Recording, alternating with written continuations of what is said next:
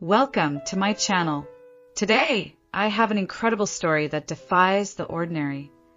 A girl finally married her female roommate, showcasing love beyond boundaries. Their journey was filled with laughter, challenges, and unwavering support. Friends and family celebrated their union, proving that love knows no gender. Join me as we dive into this beautiful love story, embracing diversity and the power of true connection. The rain in Portland had a particular personality. It wasn't the furious, cathartic downpour of the tropics, nor the bleak, icy sleet of the East Coast. It was a persistent, whispering mist, a gentle pressure that seeped into everything, blurring the edges of the world and painting the city in 100 shades of gray and green. To Alara, it was the perfect cocoon.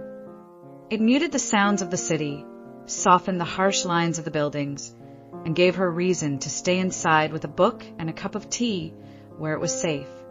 She worked at The Last Page, a used bookstore that smelled of aging paper, lemon polish, and damp wool. It was a labyrinth of towering shelves, each one a canyon of stories, and Alara was its quiet, solitary guide. She preferred the company of fictional people to real ones.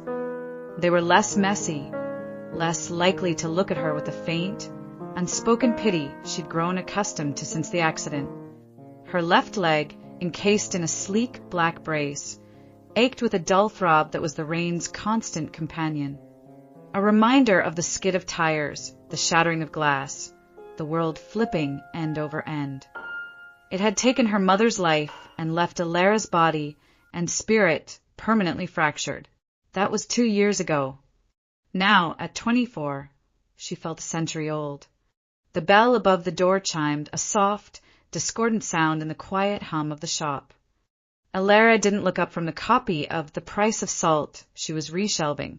Customers rarely needed help. They preferred to get lost on their own. But then she heard it. A voice clear and warm, like honeyed sunlight cutting through the perpetual gloom. Wow, this place is incredible. Alara peeked around the edge of the fiction S shelf. The owner of the voice was a woman shaking a mist of rain from a vibrant, fringed scarf. She was all bright energy and sharp angles. Dark, curly hair escaped from a messy bun, and her eyes, a startling shade of hazel that seemed to hold flecks of gold, were wide with delight as she took in the towering shelves. She wore paint-splattered jeans and a worn leather jacket that looked like it had lived a dozen lives. She was, in a word, dazzling, and she was headed right for Alara. "Hi," the woman said, her smile effortless and genuine. "I'm looking for something that will completely wreck me. Emotionally, I mean. Got any recommendations?" Alara felt her usual social panic rise, a cold flush creeping up her neck. She clutched the book in her hand like a shield. Wreck you? Yeah. You know, the kind of book you finish and just have to sit silently for an hour, staring at a wall, because your entire emotional landscape has been rearranged. Alara blinked. People usually asked for bestsellers or cozy mysteries. That's a specific request. "I'm a specific kind of person," the woman said, her grin widening. She stuck out her hand. "I'm Iris. Iris Mayhew." Hesitantly, Alara took her hand. Iris's grip was firm, her skin warm against Alara's perpetually cold fingers. "Alara." "Alara," Iris repeated as if tasting the name. "That's beautiful, like the moons of Jupiter." No one had ever said that before. They usually just misheard it as Clara. Alara felt a strange, fluttering sensation in her chest. "Thank you. A book that wrecks you." She turned, her brace clicking softly against the wooden floor, and led Iris a few steps down the aisle. She tried to mask her limp, a habit born of self-consciousness, but Iris didn't seem to notice or care. She was too busy running her fingers along the spines of the books with a painter's reverence. Alara pulled out a well-loved copy of The Song of Achilles. "This one," she said softly. "It's a beautiful ruin." Iris took the book, her fingers brushing against Alara's. A tiny electric jolt passed between them. Iris's eyes flicked up to meet Alara's, and for a moment, the bustling world outside, the whisper of the rain, the very smell of old books, it all faded into a dull hum. There was only the intensity in Iris's gaze. "A beautiful ruin," Iris murmured. "I like that. I'll take it." As Alara rang her up at the old brass register, Iris chatted easily about moving to Portland from Arizona for a residency at the Pacific Northwest College of Art, about how she missed the sun but loved the way the rain made everything feel like a secret. "It's like the whole city is hushed," Iris said, her voice dropping to a conspiratorial whisper, just waiting for something to happen. Alara simply nodded, handing over the paper bag with the book inside. Their fingers touched again. This time, neither of them pulled away immediately. "Maybe I'll come back and tell you if it wrecks me," Iris said, her gaze holding Alara's. I'd like that," Alara managed to say, her voice barely a whisper. The bell chimed as Iris left, taking all the light and sound with her. The shop felt dimmer, quieter, emptier. Alara stood by the register for a long time, her fingers tingling where Iris had touched them. Iris did come back. A week later, she burst into the shop, her eyes red-rimmed but shining. "You!" she declared, pointing a finger at Alara, who nearly dropped a stack of books in surprise. "You utterly destroyed me. I cried for an hour.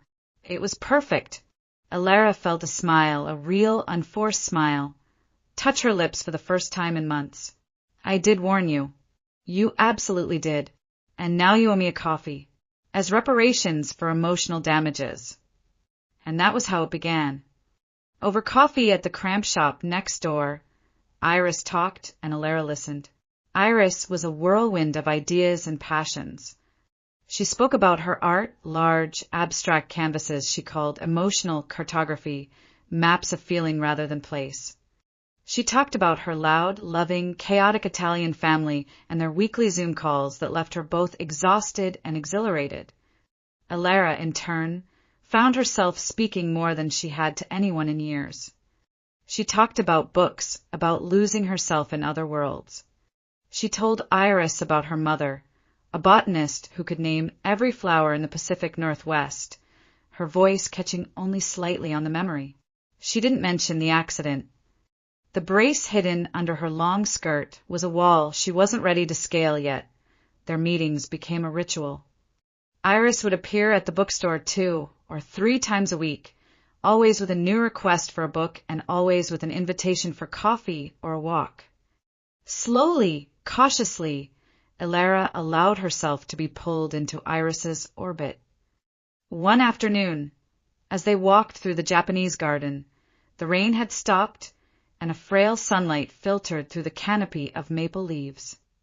Iris was quiet for once, her usual torrent of words stilled. She stopped to look at a koi pond, the fish moving like liquid jewels in the dark water. "You know," Iris said softly, not looking at Alara, "you hide yourself away in that bookstore like it's a fortress." Alara's breath hitched.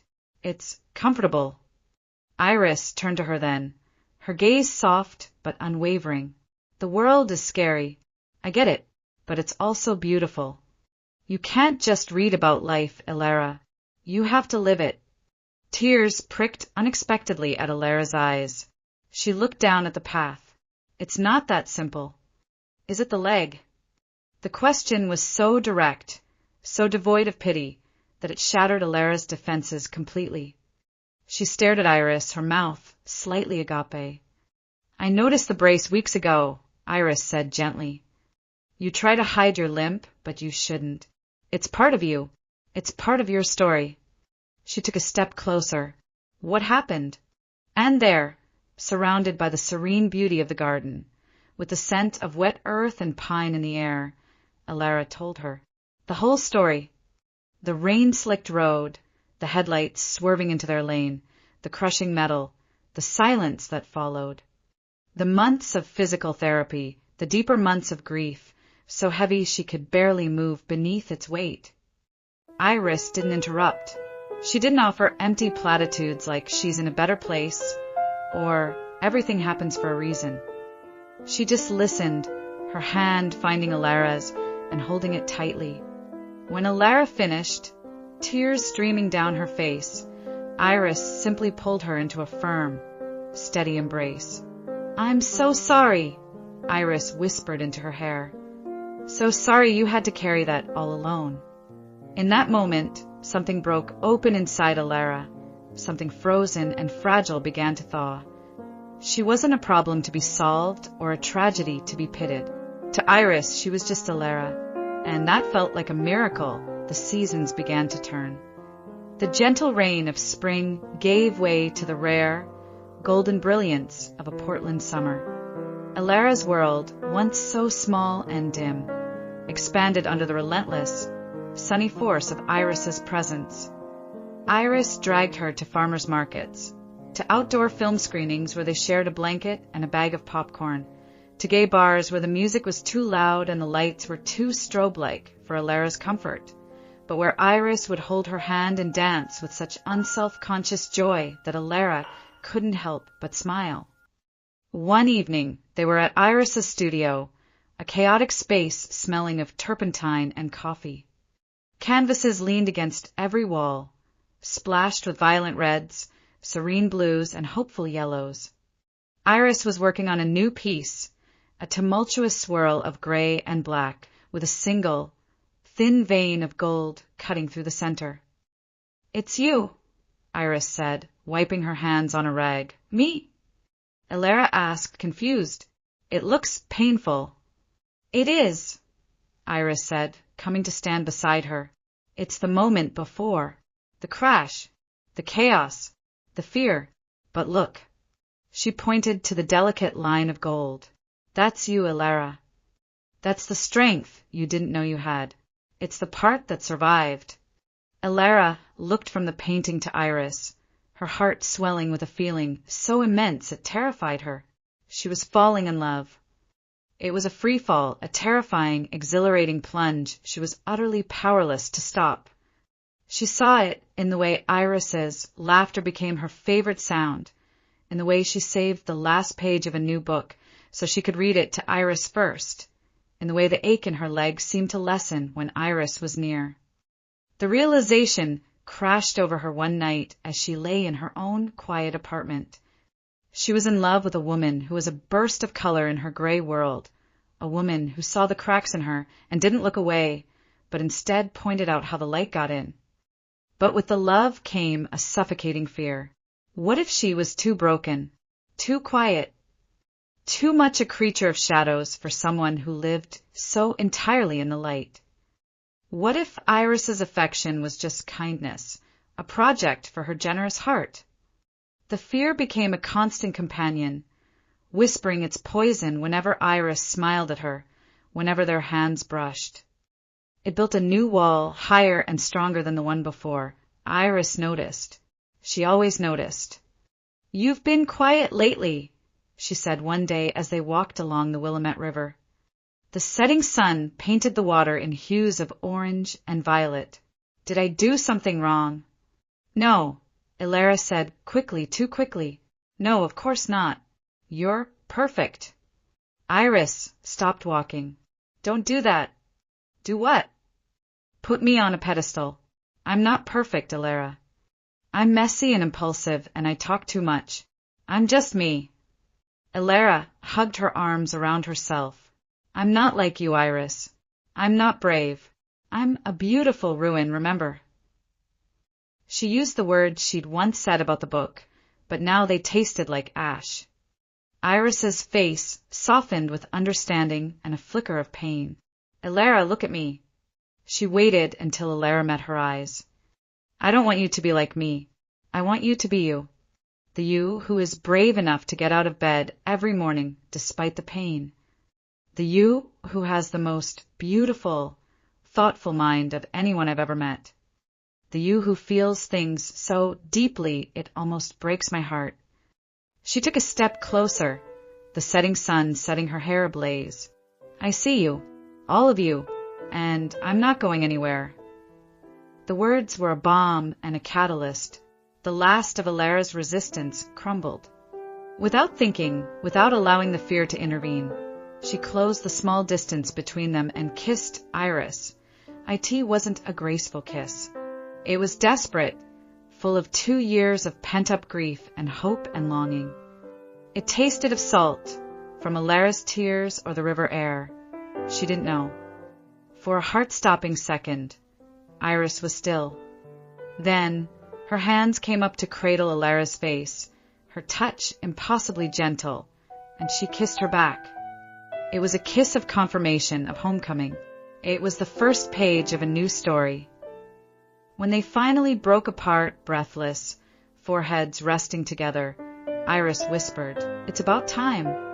The following months were the happiest of Alara's life.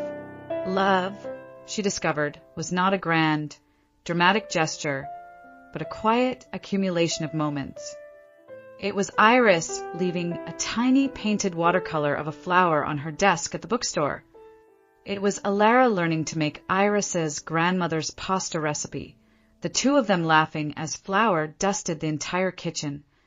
It was falling asleep on Iris's couch, her head in Iris's lap, while Iris sketched and the rain pattered against the windows.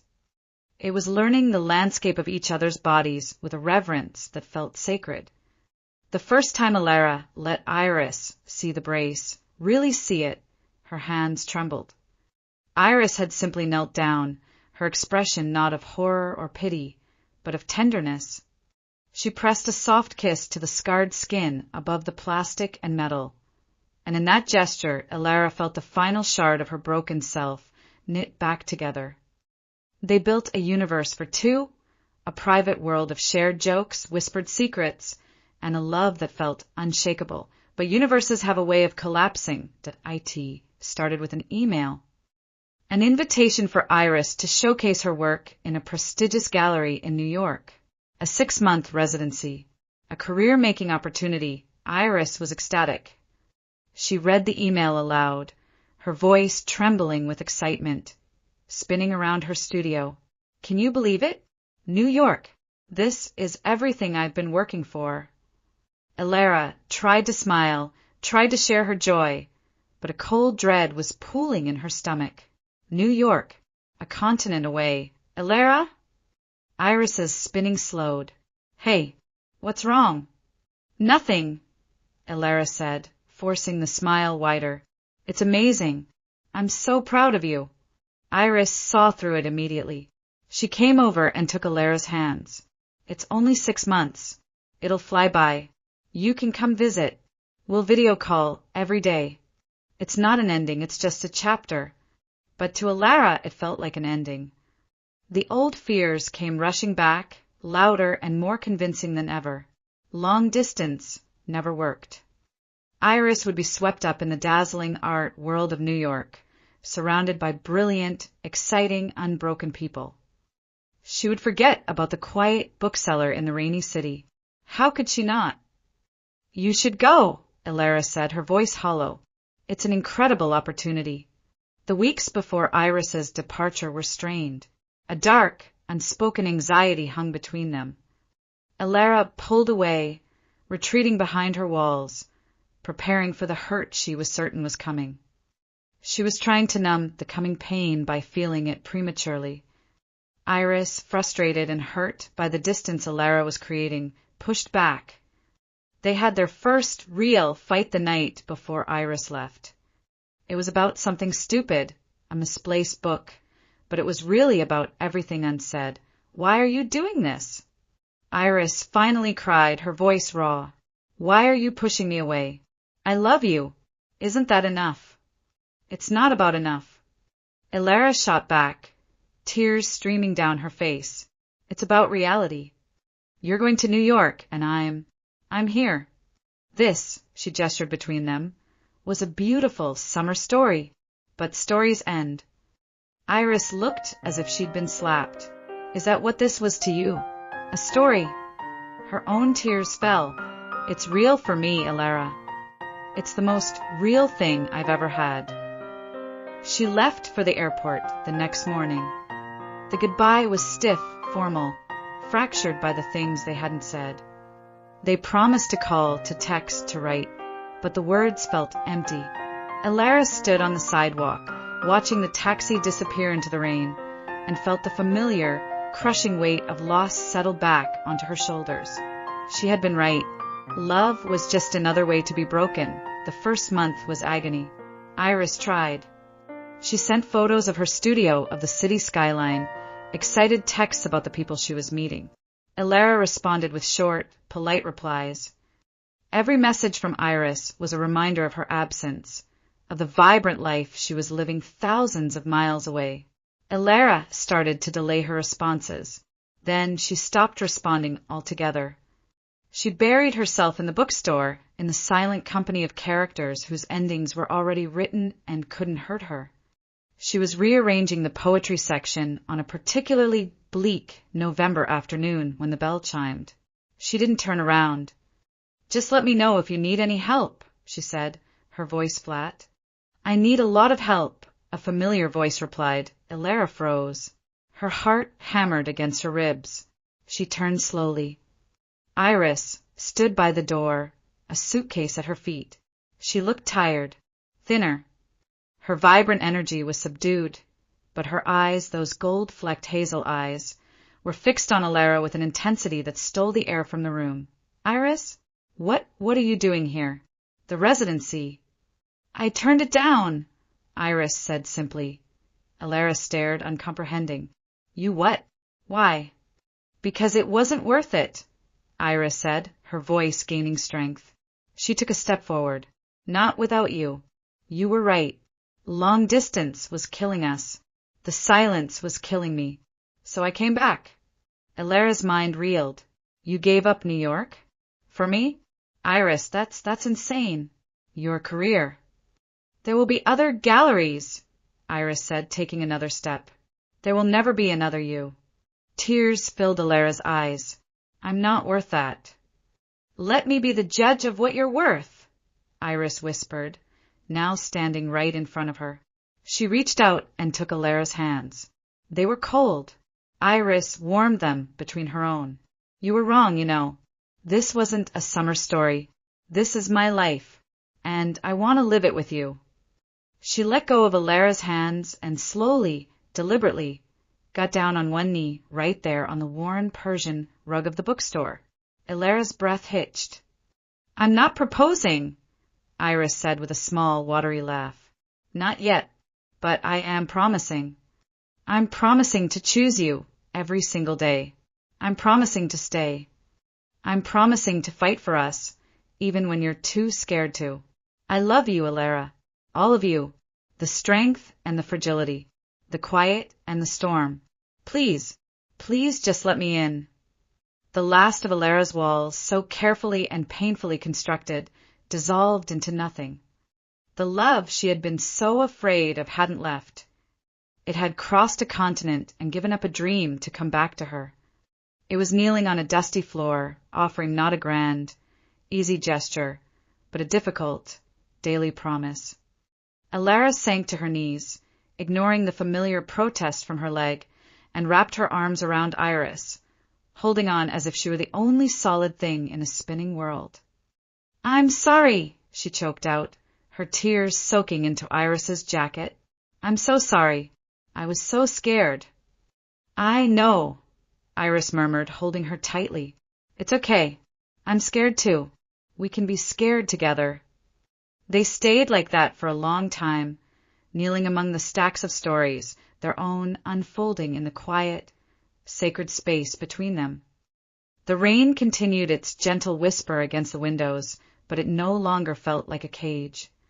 It felt like a cocoon, a soft beginning. Elara finally understood. Love wasn't the absence of fear. It was the courage to be afraid together. It wasn't a perfect, sunny day. It was choosing to stand in the rain, hand in hand, knowing that even the grayest skies could not dim the light they found in each other. Their story wasn't a tragedy. It was a promise, whispered page by page, a lifelong conversation begun with a single, devastatingly simple question in a quiet bookstore. "Got any recommendations?" And it was only just beginning. 5 years later, the sun was setting over the Oregon coast, painting the sky in broad strokes of tangerine, lavender, and rose. The air was crisp and salty, carrying the sound of crashing waves and the distant cry of gulls. On a blanket spread over the sand, surrounded by a small circle of their chosen family, Iris's boisterous parents and siblings, a few close friends from Portland, Alara's stoic but warm-hearted father. Alara and Iris faced each other. Alara wore a simple dress the color of sea foam, her leg brace, now as familiar a part of her as her own skin, visible and unhidden. Iris wore a tailored linen suit, her dark curls wild in the ocean breeze. In her hands, she held 2 simple gold bands. There was no officiant. They had decided to speak their own vows. Iris went first, her voice clear and steady, though her hands trembled slightly. "Alara," she began, her golden hazel eyes shining. "You once called yourself a beautiful ruin. You were half right. You are the most beautiful thing I have ever known.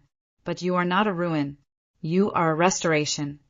You are the proof that from the hardest ground, the most resilient flowers can grow. You taught me that quiet is not weakness, it is depth. That patience is its own kind of courage. My life before you was a splash of color, but it was without form. You are the composition that makes it make sense. I promise to never try to quiet your storms, but to always stand with you in the rain. I promise to be your shelter and your adventure, your comfort and your catalyst.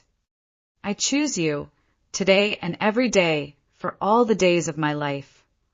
Tears streamed freely down Alara's face. She took a deep, shaky breath, looking at the woman who had seen her broken and had not looked away, who had chosen to stay and help her rebuild. "Iris," she said, her voice soft but carrying on the wind, "you burst into my gray world and demanded I see the color. You saw a fortress and saw a home waiting to be made. You taught me that love isn't about being fearless. It's about being brave enough to be scared together. You are the most vibrant, generous, stubbornly hopeful person I know. You paint the world in brighter colors. You make everything more. I promise to never hide from you again. I choose you, today and every day, for all the days of my life." They slid the rings onto each other's fingers. The small crowd erupted in cheers and sniffles. As the sun dipped below the horizon, Iris pulled Alara into a kiss. It was not their first kiss, nor would it be their last. But it was the one that sealed a promise made years ago on a dusty bookstore floor. It was a kiss that tasted of salt, of hope, and of a future written together, one day at a time. Later, as bonfires were lit and wine was poured, Alara leaned her head against Iris's shoulder, watching the stars begin to pepper the vast, dark sky. Iris's arm was wrapped tightly around her, her thumb tracing slow circles on Alara's arm. "Mrs. Mayhew," Iris whispered, testing the sound of it. Alara smiled, nuzzling closer. "I think I'll keep my name, but I'll be your wife." "That's all I ever wanted," Iris said, pressing a kiss to her temple. "Just you." And in the flickering firelight, surrounded by the people they loved, with the endless, rhythmic crash of the waves as their soundtrack, Alara knew with a certainty that settled deep in her bones. This was no fairy tale. There would be more storms, more fears, more moments of doubt. There would be bills to pay and arguments over whose turn it was to do the dishes. There would be grief and joy and the mundane, beautiful reality of building a life.